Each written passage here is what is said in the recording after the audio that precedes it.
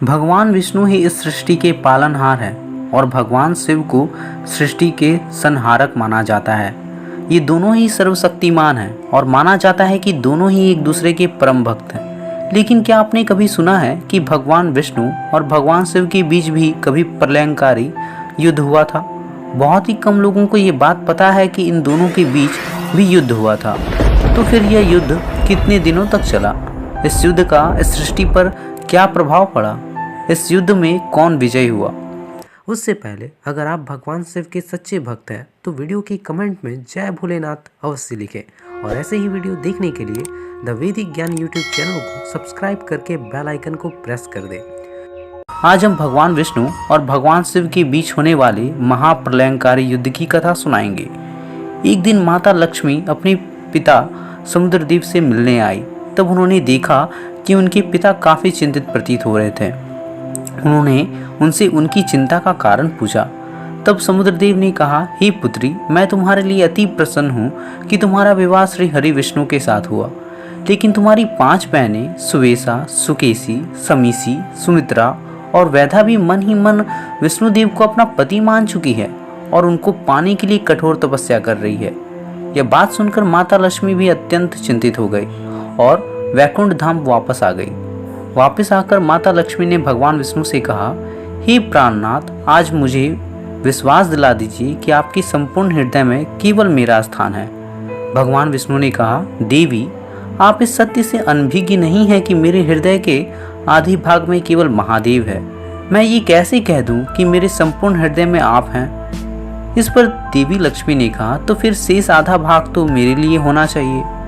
भगवान विष्णु ने कहा, देवी, मैं जगत का पालनहार हूँ। शेष आधे भाग में मेरे अनेक भक्त हैं जो मुझे प्रिय हैं। ये संसार में जो मुझे प्रिय हैं, ये सब भी मेरे हृदय के आधे भाग में आपके साथ रहते हैं। देवी लक्ष्मी ने कहा, ये संसार मुझे भी प्रिय है स्वामी, किंतु मेरे हृदय में केवल आप है। मुझे आपका प्रेम संपूर्ण स्वरूप में ही चाहिए। यदि ये संभव नहीं है तो आप मुझे अपने हृदय से निकाल दीजिए। यहाँ दूसरी तरफ देवी लक्ष्मी की 5 बहनें तपस्या में सफल हुई और भगवान विष्णु ने पाताल लोक पर आकर उन्हें दर्शन दिया और मनवांछित वरदान मांगने को कहा। तब उन 5 बहनों ने यह मांगा कि भगवान, आप हम 5 बहनों के पति बन जाएं और अपनी सारी स्मृतियों को और इस संसार को भूलकर उनके साथ ही पाताल लोक में वास करें।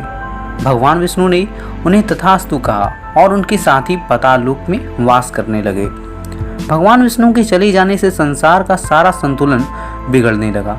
माता लक्ष्मी भी बहुत व्याकुल हो गई और भगवान शिव के पास आ गई। वहाँ माता पार्वती ने उनसे कहा, हे देवी, भगवान विष्णु तो जगत पालक है। आप उनसे ये आशा कैसे रख सकती हैं कि उनके संपूर्ण हृदय में केवल आपका ही स्थान हो? मेरे पति महादेव के हृदय में भी भगवान विष्णु हैं और उनके समस्त भक्तों के साथ मैं भी हूँ और मैं इस बात से खुश हूँ कि उनके हृदय में मेरा एक विशेष स्थान है।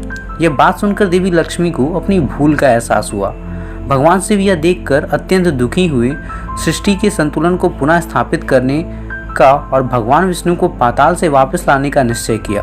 उन्होंने वृषभ अवतार लेकर पाताल लोक पर आक्रमण कर दिया। उन्हें देखकर भगवान विष्णु अत्यंत क्रोधित हुए और महादेव के सामने आ गए और उन दोनों के बीच युद्ध प्रारंभ हो गया। भगवान विष्णु ने महादेव पर अनेकों अस्त्रों से प्रहार करना आरंभ कर दिया। महादेव भी अपने वृषभ स्वरूप में उनके सभी प्रहारों को विफल करते हुए दोनों ही सर्वशक्तिमान थे। अतः युद्ध बिल्कुल बराबरी का चल रहा था। ये युद्ध अनेकों वर्षों तक चलता रहा। किसी को भी इस युद्ध की समाप्ति का उपाय समझ नहीं आ रहा था। भगवान विष्णु का क्रोध इतना बढ़ गया कि उन्होंने अपने नारायण अस्त्र से महादेव के ऊपर प्रहार कर दिया और महादेव ने उन पर पशुपास्त्र से प्रहार कर दिया। इस कारण दोनों ही एक दूसरे के अस्त्रों में बंध गए। यह सब देखकर गणेश जी माता लक्ष्मी की उन 5 बहनों के पास गए और बोले, भगवान विष्णु और भगवान शिव दोनों ही एक दूसरे के अस्त्रों में बंध गए हैं। यदि भगवान विष्णु की स्मृति वापस नहीं आई तो ये दोनों अनंत काल तक ऐसे ही बंधे रहेंगे और इस समस्त सृष्टि का सर्वनाश हो जाएगा। यह सुनकर वो 5 बहनें युद्ध क्षेत्र में आई और भगवान शिव से बोली, भगवान विष्णु, हम हमारे सारे वचनों से आपको मुक्त करते हैं। उनकी वचन से मुक्त होते ही भगवान विष्णु की सारी स्मृति वापस आ जाती है और फिर उन्होंने भगवान शिव को अपने अस्त्रों के बंधन से मुक्त कर दिया। भगवान शिव ने भी उन्हें मुक्त कर अपनी साकार रूप में आ गए और फिर भगवान शिव और भगवान विष्णु को लेकर वैकुंठ धाम आ गए। अगर आपको ये वीडियो अच्छा लगा हो तो इसे लाइक एंड शेयर अवश्य करें। धन्यवाद।